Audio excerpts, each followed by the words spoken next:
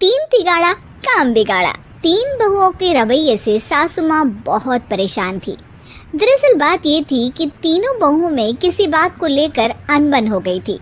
तब से ही तीनों एक दूसरे से मुंह फुलाए रहती थी। ना कोई सीधे मुंह किसी से बात करती, ना किसी का कहना मानती। पड़ोसी भी इस बात को जानते थे और जाने कैसे कैसे बातें भी करते। इसीलिए सासू माँ ने तीनों बहुओं को तुरंत अपने कमरे में बुलाया। मैं कई दिनों से देख रही हूँ, तुम तीनों अलग अलग सारे काम कर रही हो। ये सब नहीं चलेगा, तीनों को मिलकर ही काम करना पड़ेगा। सास की बात सुनकर एकदम से बड़ी बहू बोल उठती है।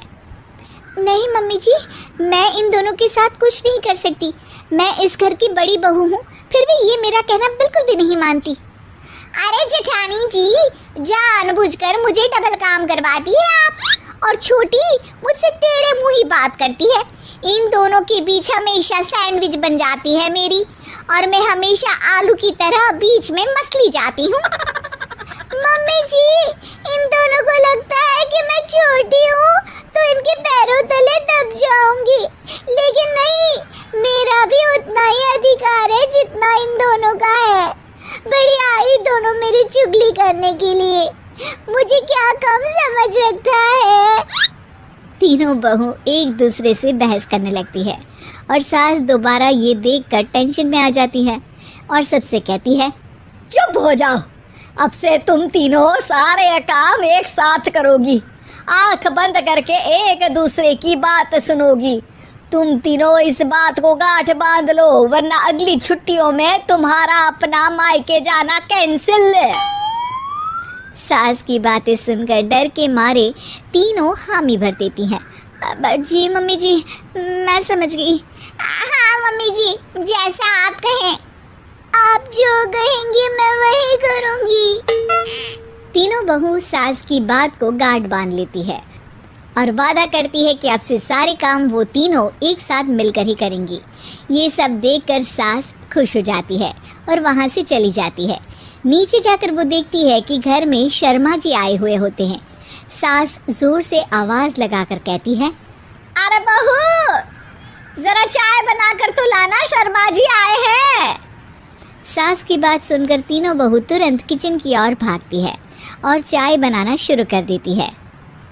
मुझे तो एकदम मसाले वाली कड़क चाय पसंद है, तो हम शर्मा जी के लिए मसाले वाली चाय ही बनाएंगे। अरे नहीं दीदी, गर्मी के मौसम में मसाला चाय कौन पीता है?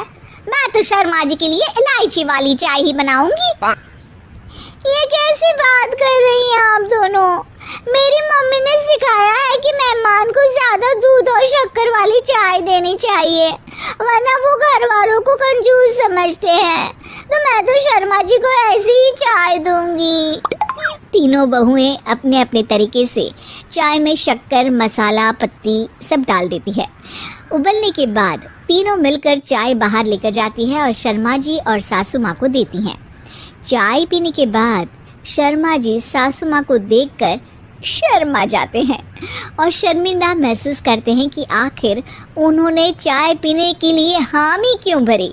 सासू माँ भी चाय पीना शुरू करती है और कहती हैं, अरे बहू, ये कैसी चाय बनाई है? चाय है या मीठे दूध की बासुंदी? हाँ, चाय अच्छी नहीं लगी क्या?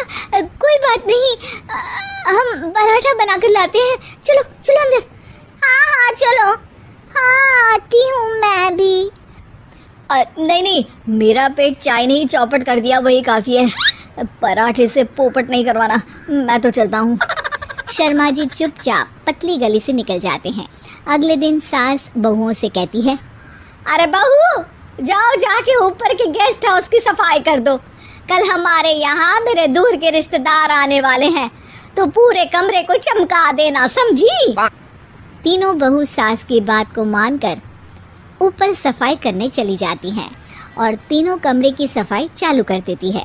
बड़ी बहू मकड़ी के जाले साफ करती है, तो बीच वाली झाड़ू लगाना और छोटी वाली सर्फ डालकर जमीन धोना शुरू कर देती है। अरे दीदी, जेठानी जी, अभी मैंने पूरी फर्श धोई और आप फिर से धूल नीचे गिरा रही हैं। और मछली जेठानी जी, आप बिना झाड़ू की धूल यहाँ छटक रही हैं। कमरों को साफ करना है, एक साथ सफाई करते हैं ना। अरे वही तो, हम साथ साथ हैं, घर साफ साफ है। तीनों बहू ऐसे ही काम में उलझ जाती है और 2 घंटे तक एक ही कमरे की सफाई करती रहती है। बहुत देर से अपनी बहुओं को ना देखने के कारण सास ऊपर कमरे में उन्हें देखने जाती है, लेकिन कमरे में घुसते ही वो गीली फर्श पर फिसलने के कारण नीचे गिर जाती है। ओरी मोरी मैया, हड्डी मरोड़ के रख दी। आए मेरी तो कमर ही टूट गई रे। तीनों बहुएं सास को उठाती हैं और बिस्तर पर सुला देती है। अरे मेरे हाथ पैर दर्द कर रहे हैं, दबा दो, आराम मिलेगा। हाँ जी माँ जी। अरे जी माँ जी, जी माँ जी।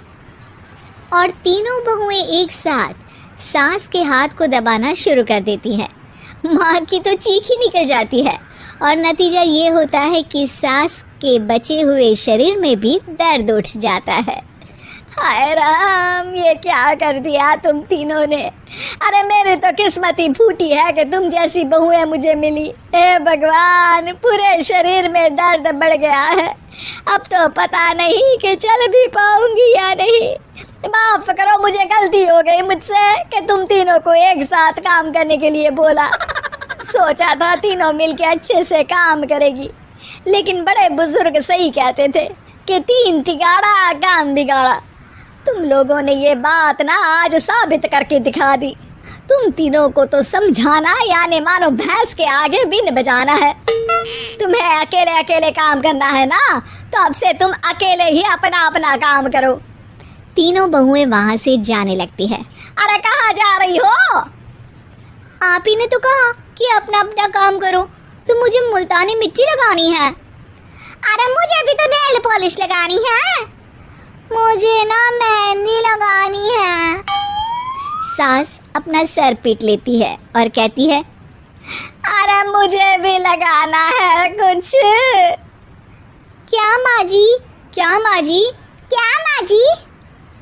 तुम्हारे घर वालों को फोन तुम्हारी हरकतें बताने के लिए।